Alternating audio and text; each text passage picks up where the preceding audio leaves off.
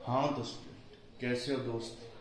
अरे स्टूडेंट, पिछले लेक्चर में बात कर ली थी अपनों ने किस प्रकार से आपको कन्फर्मेशनल इन डेकालीन पढ़ा था। शिष्य स्वरूप पढ़े पढ़े ना? अरे हाँ या ना बोल यार, पढ़ लिए ना? उसके बाद क्या होगा स्टूडेंट? उसके बाद अपने आएगा नेक्स्ट टॉपिक में आते हैं अपन, जिसमें इसका नाम है आपके effect of conformation on reactivity. Conformation या सहस्वरूपण का, कुर्सी का अपन बात करेंगे। इसमें क्या इफेक्ट होगा रिएक्टिविटी का, E2 में क्या इफेक्ट होता है, E1 में क्या होता है, किस प्रकार से मॉलिक्यूलर रीअरेंजमेंट में इफेक्ट होता है, किस प्रकार से नेबरिंग ग्रुप असिस्टेंट में इफेक्ट होता है। इस प्रकार से अलग अलग कंडीशन, अलग अलग तर्क। इंपॉर्टेंट चीज है इंपॉर्टेंट तर्क। कन्फर्म ऐसे माने इसमें से लगभग क्वेश्चन आने की बहुत ज्यादा संभावना रहती है। MSc सेकंड सेमेस्टर में रहती है ना रहती है। इसके बाद इससे कंपटीशन लेवल में भी क्वेश्चन बनते हैं। अपन को 2 स्ट्रक्चर दी गई होगी, उसमें अपन को बताना होगा, या रीजन पूछ लेगा या रीजन देगा, अपन स्ट्रक्चर पूछ लेगा। इंपॉर्टेंट फैक्ट, इंपॉर्टेंट चीजें मानता हूँ मैं इसको। स्टीरियो केमिस्ट्री में बहुत ज्यादा इंपॉर्टेंट फैक्ट है, ठीक है। यहाँ से जेई में क्वेश्चन पूछे जाते हैं, नेट में क्वेश्चन पूछे जाते हैं। आपके नेट में तो पूछे जाते हैं स्पायरो, एरियंस, बाइफेरिल्स, लेकिन ये बहुत ज्यादा थोड़ा सॉलिड वाला है। यानी कौन सा मामला है ये? थोड़ा कौन सा मामला है ये थोड़ा ये दिल वाला मामला है। अभी किसी से दिल लगा बैठे हैं तो क्या करना पड़ता है? ऐसा पढ़ना पड़ता है। स्टीरियो केमिस्ट्री भी दिल की तरह होती है, हर दिशा में घूमती है कोई भी से, लेकिन मामला तो एक के साथ ही सेट होता है। अरे आ रहा है ना समझ में? तो वही बात है, दिल लगाए तो लग गया है, विषय कोई इलाज नहीं है, कोई कुछ नहीं कर सकता, ठीक है। मेरे सामने वाला नहीं तुम, बस एक बात है, नफा दो और बुझा दो, लेकिन ऐसा कभी होता नहीं है। एसाइक्लिक कंपाउंड्स हो जाता तो बहुत बड़ा वाला कोऑपरेट करना चाहिए जिंदगी में। एसाइक्लिक कंपाउंड्स, एसाइक्लिक का मतलब होता है अचक्रीय यौगिक, चक्रीय यौगिक। साइक्लिक, साइक्लिक यौगिक, चक्रीय यौगिक, यानी ये कोई चक्र में नहीं है। साइक्लिक में साइक्लिक कंपाउंड, जैसे आपके साइक्लिक में बेंजीन हो गया, आपके बेंजीन के बाद में क्या हो गया, आपके नेप्थलीन हो गया, डेकालीन हो गया, ये अपने कौन से थे? साइक्लिक। ये कौन सा है? एसाइक्लिक। अब देखिए मेरे भाई, यहाँ पर E2 रिएक्शन की बात करते हैं। E2 रिएक्शन सबने पढ़ा है, एलिमिनेशन E2 रिएक्शन। कौन सी थी ये? E2 रिएक्शन थी। E2 रिएक्शन में क्या होता था? स्ट्रॉन्ग बेस लेते थे, वो क्या करता था? अल्फा बीटा, बीटा पोजीशन से क्या निकालता था? अल्फा पोजीशन से हमेशा हैलाइड निकलता था, बीटा पोजीशन से क्या निकलता था? हाइड्रोजन निकलता था। तो 1-2 एलिमिनेशन पड़ा था। इसके बाद जो E2 रिएक्शन थी वो एंटी पेरिप्लेनर थी, यानी हाइड्रोजन ऊपर का, Br नीचे का। इस प्रकार से एंटी पेरिप्लेनर का सिन या एंटी एडिशन होता था, यानी एंटी एडिशन से ये क्या होती थी? संपन्न होती थी, जबकि पेरिसाइक्लिक सिन एडिशन संपन्न होती थी। अब इसके बाद मैं एग्जांपल लेता हूं, 2-ब्रोमोब्यूटेन। इसी से ये ट्रांस है। सबसे पहले ये ट्रांस है। ट्रांस क्यों सर? हमें कैसे पता चले ये ट्रांस है? भाई कार्बन देखे CH3 इधर है, इसमें देखें, अगर दोनों ग्रुप सेम सेम है, यहाँ पर CH3 है, यहाँ पर H है, अगर यहाँ पर CH3 होता है, यहाँ पर H होता, तो ये क्या होते? सिस, वरना ये ट्रांसब्यूटेन। अब इसमें क्या करते हैं अपन? इसमें लिखेंगे E2 conformational, E2 reaction conformational should be anti periplanar, यानी जो स्वरूपण है वो क्या होना चाहिए? एंटी पेरिप्लेनर होना चाहिए। अब इसके बाद लिखिए, अगर हम रिएक्टिविटी की बात करें तो, रिएक्टिविटी की बात करें या स्टेबिलिटी की बात करें तो 2-ब्रोमोब्यूटेन में सिस रूप लेस स्टेबल होता है ट्रांस रूप की तुलना में, क्योंकि सिस रूप में CH3 व CH3 मिथाइल व मिथाइल ग्रुप के मध्य एंगल स्ट्रेन देखने को मिलता है, जबकि ट्रांस 2-ब्रोमोब्यूटेन, 2 कैसे नाम दिया सर? 1-2। ट्रांस 2-ब्रोमोब्यूटेन में ब्यूटेन क्यों? 4 कार्बन है। ट्रांस 2-ब्रोमोब्यूटेन में CH3 व CH3 मध्य कोई भी एंगल स्ट्रेन देखने को नहीं मिलता है। कोई भी एंगल स्ट्रेंथ देखने को नहीं मिलता। देखिए कितना कोण बन रहा है, 180 बन रहा है, और उसमें CS3 मैं करवाऊंगा एग्जाम्पल, तो CS3 यहाँ जाएगा तो 60 डिग्री का गुस्से वाला है ना समझ में। तो ये है ट्रांस ट्यूब ब्यूटी। इसके बाद इसका एग्जाम्पल देखिए, E2 में समझ में आएगा। E2 में कौन सी फेवर करेगी, 2-ब्रोमोब्यूटेन में, और 2-ब्रोमोब्यूटेन में सिस्ट रूप या ट्रांस रूप। ट्रांस रूप ज्यादा क्या है मेरे भाई, स्टेबल है। अब यहाँ पर 2-ब्रोमोब्यूटेन का मैं सिस्ट रूप ले लेता हूँ, क्या ले लेता हूँ, ये हाइड्रोजन, यहाँ पर CS3, ये हाइड्रोजन। सेम कंफर्मेशन मैं इसको ऐसे बना सकता हूँ, एक कार्बन है इसके पीछे रहेगा, जस्ट कार्बन इसके पीछे। अब की बार CS3 ग्रुप यहाँ आ जाएगा और H यहाँ पर आ जाएगा, ठीक है। अब यहाँ CS3 के मध्य 60 डिग्री का एंगल स्ट्रेंथ, रिपल होने के कारण क्या होगा, ये सिस टू ब्यूटी। इसको सिस बना देता हूँ, और यहाँ पर हाइड्रोजन, और यहाँ पर H3C। ये एग्जाम्पल है, जरूरी है। अगर आपको ऑर्गेनिक में नंबर चाहिए, एग्जाम्पल जरूरी है। थ्योरी आप कुछ भी लिखे, वैसे भी कुछ नहीं लिखना। अगर थ्योरी नहीं आती, अगर एग्जाम्पल आता है तो भाई आपके ज्यादा नंबर आएंगे। तो ये है ऑर्गेनिक का लफड़ा। वही बात है, कैसे अगर आपको फ्रेंड्स बनाने आते हैं तो क्या कहेंगे, ज्यादा अच्छा रहेगा। अगर आपको फ्रेंड बनाना नहीं आता, बस ऐसा आता है फ्रेंड बने या नहीं बने तो ठीक है, तो वैसा नहीं होगा।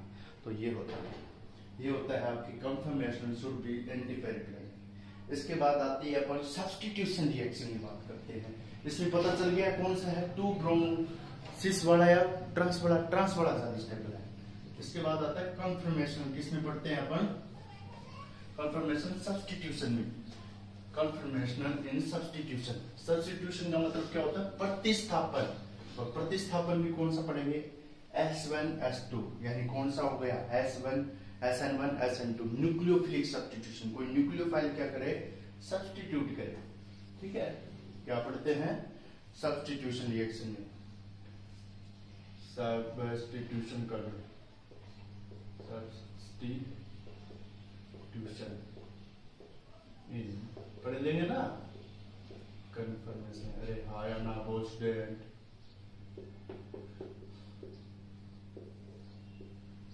इसमें क्या प्रभाव पड़ेगा, एग्जाम्पल लेंगे, एग्जाम्पल से समझेंगे। पहली बात तो यहाँ पर मैं 2 चीजें लिख रहा हूँ, SN2 अपन एग्जाम्पल लेंगे। SN2 में क्या होता है, इन्वर्जन इन कॉन्फ़िगरेशन, अरे पढ़ लिया ना, इन्वर्जन इन कॉन्फ़िगरेशन है यार, उसमें क्या होता है, इन्वर्जन देखने को मिलता है। दूसरी बात, SN2 को फेवर कौन सा करेगा, SN2 को फेवर क्या करेगा, इसमें कोई भी क्या आता है, न्यूक्लियोफाइल आता है। जैसे अपन SPH लेते हैं, ठीक है, थायोफिनोक्साइडाइन लेते हैं SPH। अगर वह एक्सियल पोजीशन पर अटैक करता है तो उसमें 1,3 डाई इंटरेक्शन हो जाता है, जिसके कारण वो क्या हो जाता है, लेस स्टेबल हो जाता है। दूसरी बात क्या है, एक्सियल पोजीशन पर अटैक करने के कारण 1,3 डाई इंटरेक्शन के कारण लेस स्टेबल हो जाता है। लेकिन दूसरे में क्या होता है, अगर क्या होता है, वो इक्विटोरियल पोजीशन पर है, यानी क्या है, अगर ग्रुप इक्विटोरियल पोजीशन पर अटैक करता है तो क्या हो जाता है, उसमें इंटरेक्शन कम होता है, 1,3 डाई इंटरेक्शन। इसलिए वो क्या होता है, फर्स्ट ग्रुप ज्यादा स्टेबल होता है सेकेंड ग्रुप की तुलना में। एग्जाम्पल देखिए, विद एग्जाम्पल आपको क्या कहूंगा मैं समझाऊंगा। देखिए हाँ, तो भाई अब मैं क्या कर रहा था वो देखिए, मैंने बता दिया था सब्स्टिट्यूशन रिएक्शन में अपन एग्जाम्पल लेंगे SN2 का। SN2 में क्या होता है, TS बनती है, पीछे से न्यूक्लियोफाइल आगे अटैक करता है। क्यों नहीं कर पाता आगे से इसलिए नहीं कर पाता क्योंकि पहले Cl नेगेटिव को निकलना होता है। आगे से अटैक करेगा तो क्या होगा, एक और न्यूक्लियोफाइल रिपेल हो जाएंगे, इसलिए पीछे से अटैक किसमें होता है, SN2 रिएक्शन में। तो यहाँ पर क्या होगा, थायोफिनोक्साइडाइन SPH लेते हैं ना, थायोफिनोक्साइडाइन। यहाँ पर क्या होगा, यहाँ पर क्या SN2 रिएक्शन देखने को मिलेगी। ऑब्वियसली बात है, पीछे से अटैक करेगा, SN2 रिएक्शन होगी। दूसरी बात, इन्वर्जन इन कॉन्फ़िगरेशन मिलेगा। अब यहाँ पर देखिए, SN2 reaction does not favour. एक बात और याद रखिए, SN2 ज्यादा स्टेबल या SN1 हमेशा क्या होती है, मोर स्टेबल होती है। क्यों, काम के टाइम बना पड़ा है यार, बना पड़ा है, उसको क्या करना है, फ्रेंडशिप करनी है, जाके कर लेगा। और यहाँ पर पहले क्या करना, एक को निकालना पड़ता दूसरे को। अगर किसी जिंदगी में जाना चाहते हो तो अगर वो तैयार है तो चल जाएगा, अगर किसी को निकालना पड़ेगा तो बहुत मुश्किल होगा। तो यही बात है। तो ये क्या है, SN2 reaction text more easily. और इसमें क्या होता है, SN2 फेवर नहीं करती, एग्जाम्पल या कारण, रीजन लिखिए। संरचना फर्स्ट में एसपीएच आयन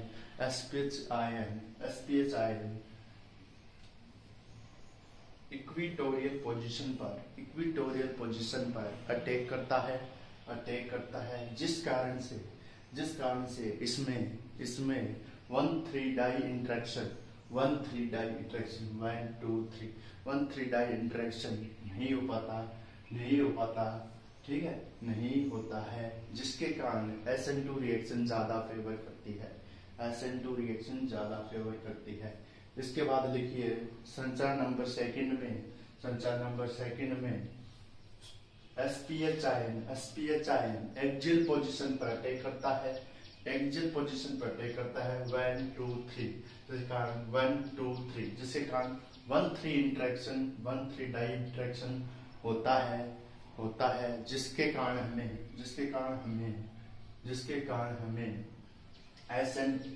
कारण हमें संरचना सेकंड या कंपाउंड सेकंड लेस स्टेबल देखने को मिलता है, या SN2 रिएक्शन को फेवर नहीं करता है। इसके बाद एक एग्जांपल ले लेते हैं SN1 का। SN2 आ गई, SN1 वाले में बताऊंगा टॉर्साइल ग्रुप। एक बात और याद रखिए, यानी अगर प्रोडक्ट में पहले अगर कोई ग्रुप प्रेजेंट है वो ज्यादा स्टेबल होगा इसी तुलना में अगर ग्रुप नहीं है। हाँ तो अब देखिए मैं बता रहा था सब्स्टिट्यूशन कंफर्मेशन में SN1 का प्रकार पढ़ोगे। SN1 में क्या होता है, एक्सियल ग्रुप मैंने बताया वहां इक्विटोरियल ज्यादा स्टेबल हो रहा था, इंटरेक्शन देखने को मिल रहा था, यहाँ पर स्टेरिक स्ट्रेन होगा। दूसरी बात यहाँ पर क्या है, एक्सियल ग्रुप पर प्रेजेंस ग्रुप है, जैसे OTS ऑर्थोटोसाइल ग्रुप जो होता है, ये टोसाइल ग्रुप इसे बोलते हैं। बेंजीन के ऊपर S double bond O group इसे बोलते हैं टोसाइल ग्रुप, ये लगा हुआ एक्सियल पर ऑलरेडी प्रेजेंस है तो फास्टर SN1 होगी, जाएगा ग्रुप निकलते कार्ब कैटायन बनेगा, नियर न्यूक्लियोफाइल आएगा, कार्ब कैटायन बनो नियर न्यूक्लियोफाइल आएगा। या क्या करो, प्लस दिख रहा है, क्या करवा दो, सेटिंग करवा दो, क्या करवा दो, न्यूक्लियोफाइल। इसके बाद क्या आएगा, यही होता है ना SN1 में, यहाँ पर जैसे गया प्लस है, प्लस से क्या आ गया, नया न्यूक्लियोफाइल आ गया, अटैक कर दिया। दूसरे में क्या है, यहाँ पर ये ज्यादा स्टेबल होगा, फास्टर रिएक्शन होगी, ठीक है।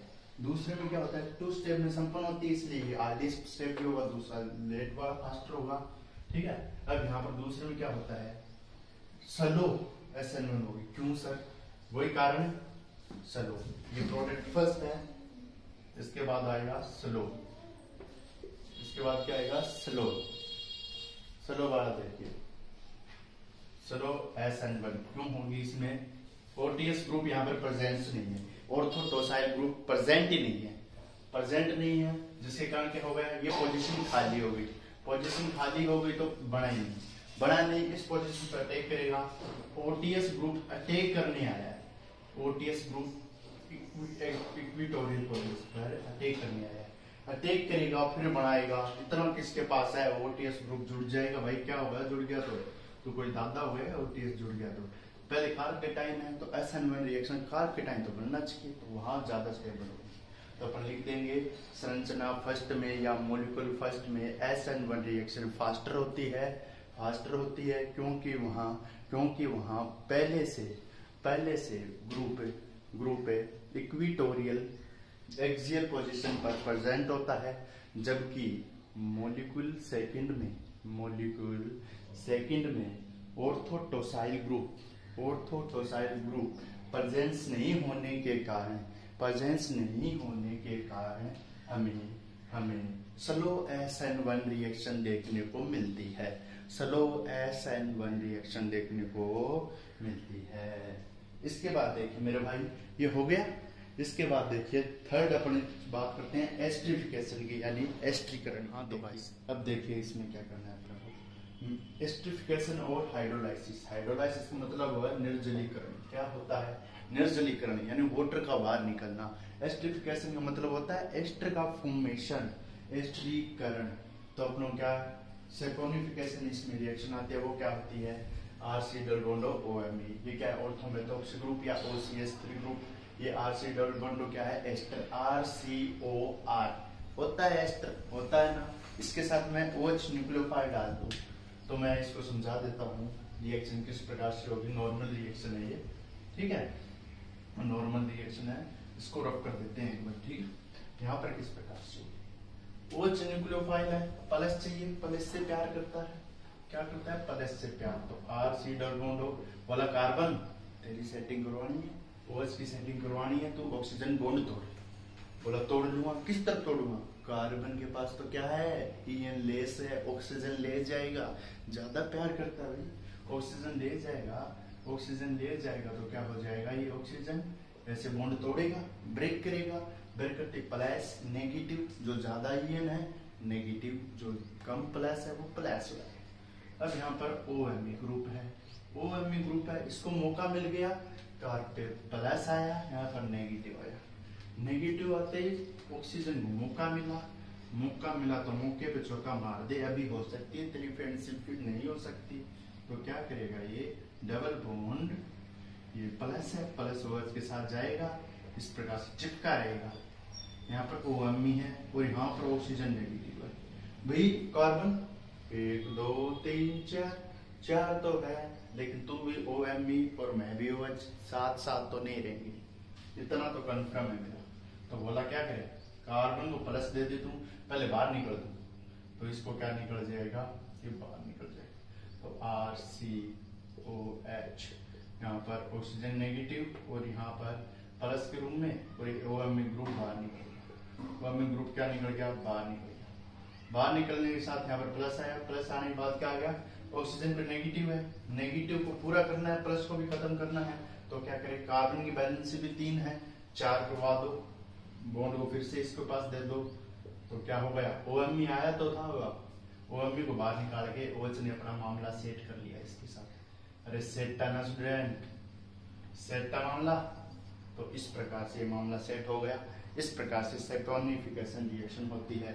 आ गया समझ में, क्या किया, सबसे पहले OMe पड़ा हुआ था, OH था, OH है, EN किसकी ज्यादा, कार्बन ऑक्सीजन में से ऑक्सीजन की ज्यादा, ऑक्सीजन की ज्यादा, नेगेटिव तोड़ेगा, क्या बोला, मेरी फ्रेंडशिप किसके साथ करवा दे, कार्बन के साथ करवा, तो फ्रेंडशिप करवा दूंगा सर, इसकी क्या बड़ी बात है, OH ने फ्रेंडशिप करवाई, करवाते क्या हो गया, नेगेटिव हो गया। जैसे इस पे नेगेटिव आया, धोखा किसने दे दिया, कार्बन ने धोखा दे दिया, बोला मेरे बैलेंस तो 4 है, लेकिन तू OMe में OH कहाँ टिकेंगे, तुम दोनों एक जैसे तो हो, तो बोला OMe को बाहर फेंको, OMe बाहर गया, यानी OCH3 ग्रुप, ठीक है, यहाँ पर बाहर गया, बाहर जाने के बाद में क्या हो गया, बाहर जाते ही इसकी बैलेंस 3 हो गई, फिर बाहर निकाला, बोलो ऑक्सीजन तू टेंशन ना ले, कार्बन तेरे पास मैं हूं ना, ऐसा बोल के इसने एक नेगेटिव फिर से दे दिया, ये बॉन्ड बन गया।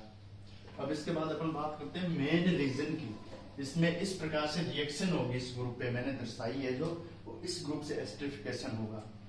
एक होता है यही सेम चीजें लेते हैं, ऐसे बन जाएगा, ऐसे बन जाएगा, ऐसे बन जाएगा, ऐसे बन जाएगा। यहाँ पर देखिए मेरे भाई, यहाँ पर मैं सेम ग्रुप लगा देता हूँ, O C double bond OMe लगा दिया, इक्वा टू एक्सियल एस्ट्रोसैपोनिफिकेशन डिटेली, और यहाँ पर क्या होता है, ये H, यहाँ पर ये पोजीशन कौन सी मेरे को ये बता दो, ये इक्वेटोरियल पोजीशन है और ये एक्सियल पोजीशन है, कैसे, अब आए ऐसे, ठीक है, ये एक्सियल अपन दिख रहा है, ये इक्वेटोरियल, लेकिन ये एक्सियल है। दूसरी बात सेम चीजें हैं, पर मेथोक्सी ग्रुप लगा हुआ है, यहाँ पर आसवर इसके पास ग्रुप है, इसमें इक्वा टू एक्सियल एस्ट्रोसैपोनिफिकेशन मोर रेडियली, यहाँ पर क्या है, इक्वेटोरियल पोजीशन पर जब अपन एस्ट्रिफिकेशन करवाएंगे तो ज्यादा स्टेबल होगा, लेकिन यहाँ पर क्या होगा, लेस स्टेबल, वही 1-3 स्ट्रेन वाली बात, ठीक है। तो यहाँ पर क्या होगा, लेस स्टेबल, क्यों, इस पे ग्रुप कौन सी पोजीशन है, due to OMe group present on